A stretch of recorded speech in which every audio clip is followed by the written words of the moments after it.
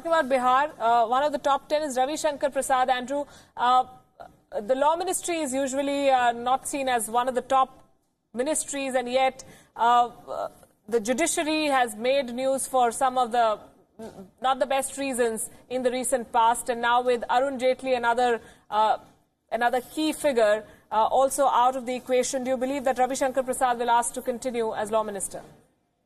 Well, India needs a strong and effective law minister because the whole judicial system is sort of creaking at the edges. It needs somebody who is going to streamline it and make it much more efficient. Whether that's Ravi Shankar Prasad or not, I don't know. We'll find out very soon.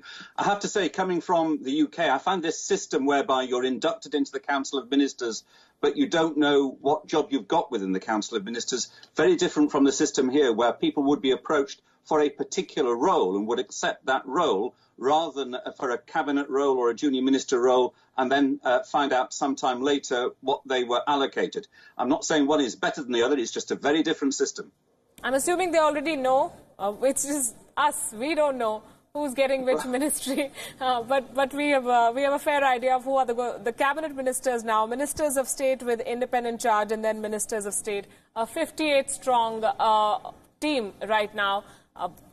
And in the past, we've seen bigger ministries, bigger councils of ministers. Amy Kasman, if you look at this, would you say it's a mix of some of the old guard and some new faces also have been inducted, but we'll see more or less more of the same? Yes, I mean, absolutely. There's a lot of familiar faces in the key roles. Obviously, the newer people who may be less familiar to the national audience are being brought in into kind of smaller roles where I guess they can be, you know, get administrative experience, governance experience, and maybe be trained up for larger positions in the future, or, you know, and help carry out the task of government. Right. Some key state elections are also coming up, and M.R. Venkatesh, do you believe that some of the forces have been saved? Some of the senior leaders have been told to focus on the next battles ahead rather than play an active role in this government.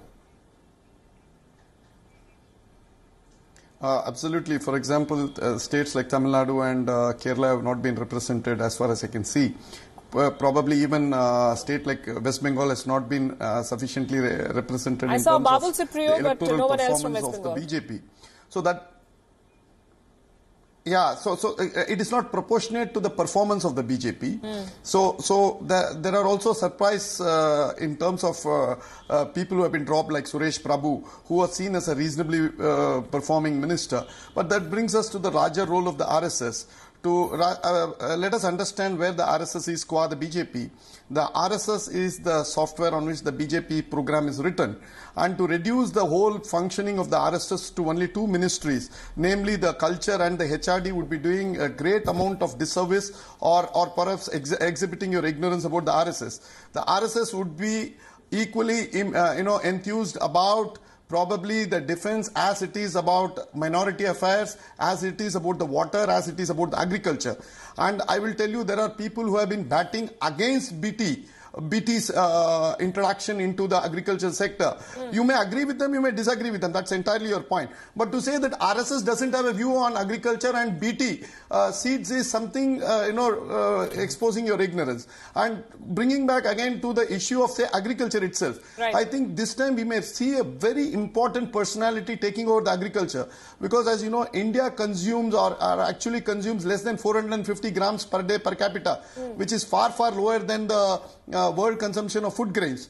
So probably we need to increase our food grain production to 400 million tons rather than stagnate at around 275. And that would be addressing a great amount of agrarian crisis. So you require, different type of managers to micromanage these type of issues rather than, superficially think that subsidies can do a particular trick or perhaps a credit offtake increase can do the trick. All these things are not going to work. We require people who have hands-on approach. So that's where I think the RSS becomes much more important in providing the intellectual base to the people who are going to perform at the ministry level. Right, and I want to make a correction. We spoke of Babul Supriyo, one more leader from West Bengal, Debashri Chaudhary, BJP's State General Secretary for West Bengal, was also sworn in for the party's spectacular performance in that state. 40% of the vote share. The BJP did very well. West Bengal was critical to their scheme of things. Arun, you wanted to come in here. No, I just wanted to make this point that I think when it comes to RSS, they will keep on sharing their inputs about every... they don't have an interest in any ministry. They keep on sharing their inputs about all the issues through their different organizations. And...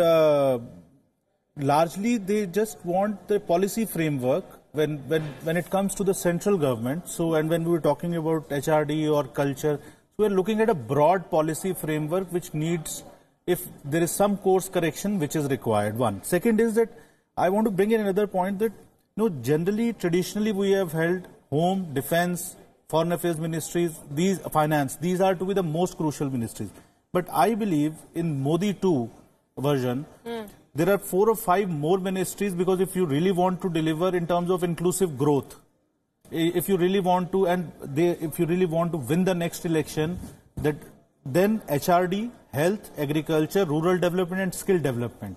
Because unless these things happen, I think you cannot make a change at the ground level. Right. The first election they have won because people trusted that Modi is trying to do something. But now in the second tenure of Narendra Modi, now they would like the things to get delivered. And as they say, for a hungry man, utopia is a world full of food.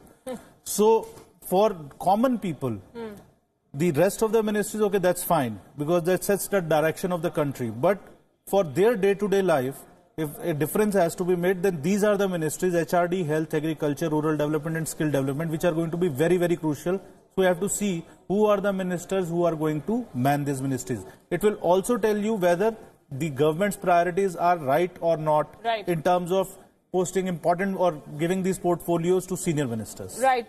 Professor Paranjpe. Yeah.